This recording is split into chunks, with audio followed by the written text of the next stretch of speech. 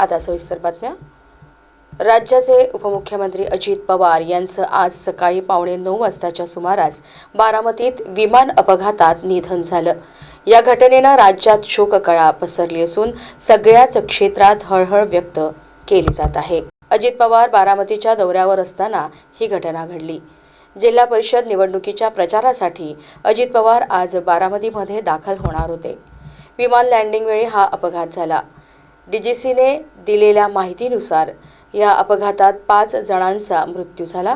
या अपघातात अजित पवारांसह त्यांच्यासोबत असणारे वैमानिक सहकाऱ्यांचेही निधन झाले आहे।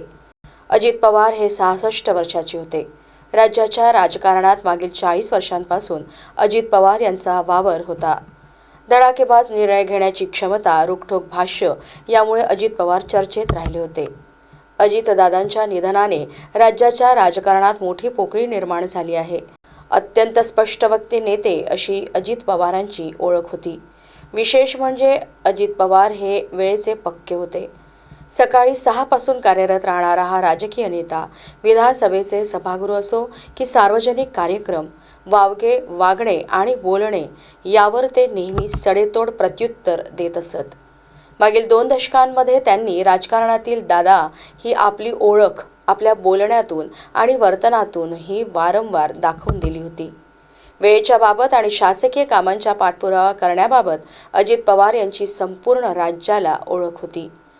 राष्ट्रवादी काँग्रेसच्या स्थापनेपासून सलग 15 वर्षे अजित पवारांनी विविध मंत्रिपदे सांभाळली।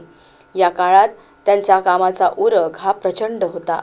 विधानसभेत कामकाजात पटलावर मांडण्यात येणाऱ्या महत्त्वाच्या विषयांना विलंब झाला तर सहकारी मंत्र्यांना सुनावण्यासही त्यांनी कधी मागे पुढे पाहिले नाही।